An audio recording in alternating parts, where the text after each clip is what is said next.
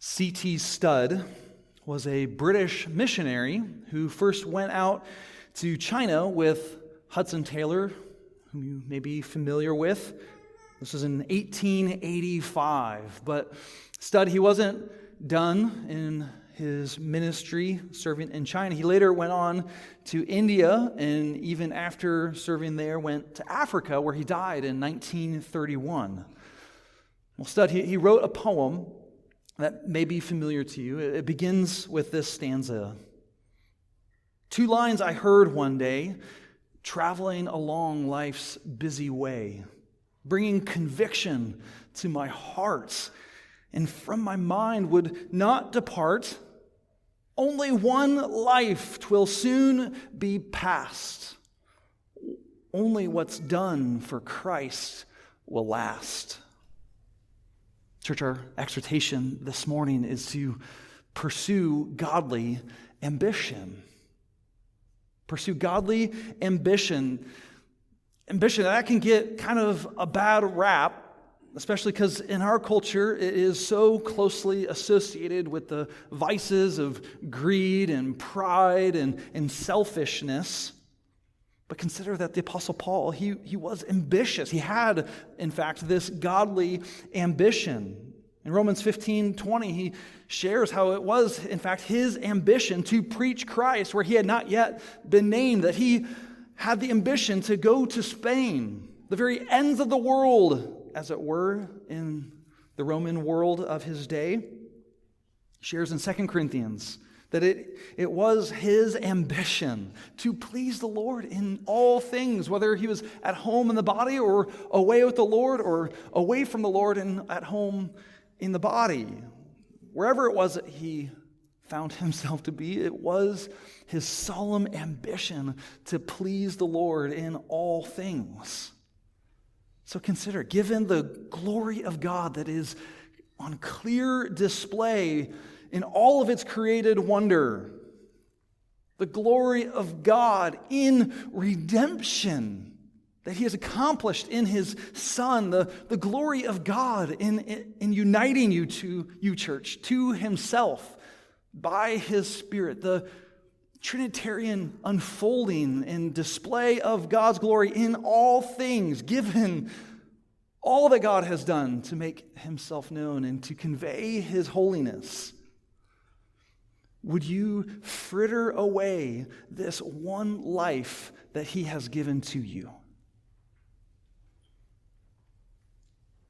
Or will you have a vision for your life that would reflect that very grandeur and glory and magnitude of your God and Savior, spending your life to make much of him?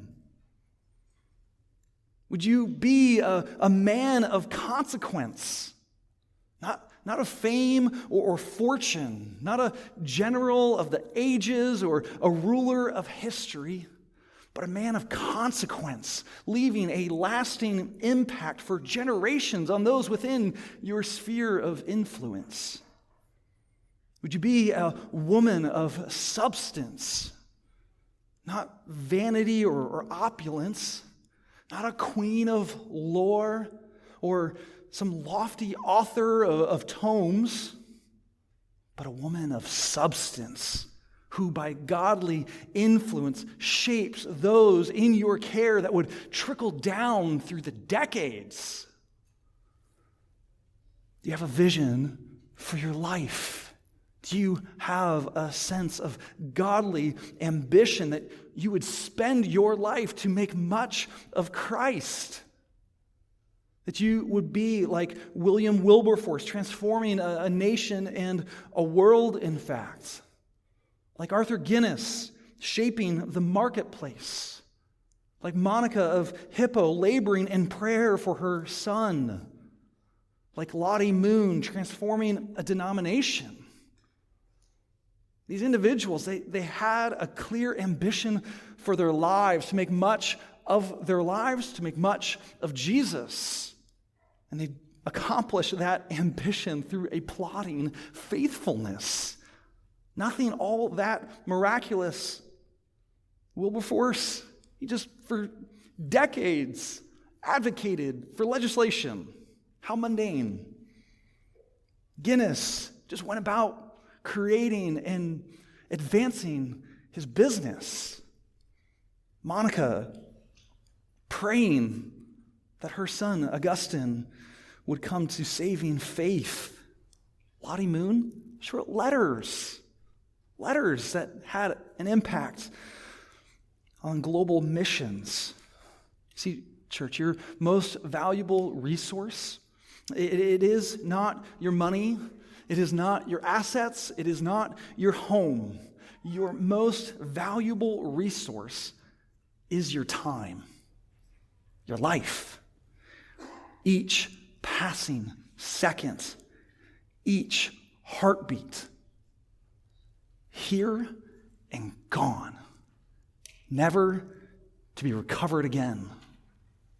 How fleeting this life is. So will it slip through your fingers like water? Or will you grasp it with godly ambition for Christ's sake? Only one life will soon be past. Only what's done for Christ will last.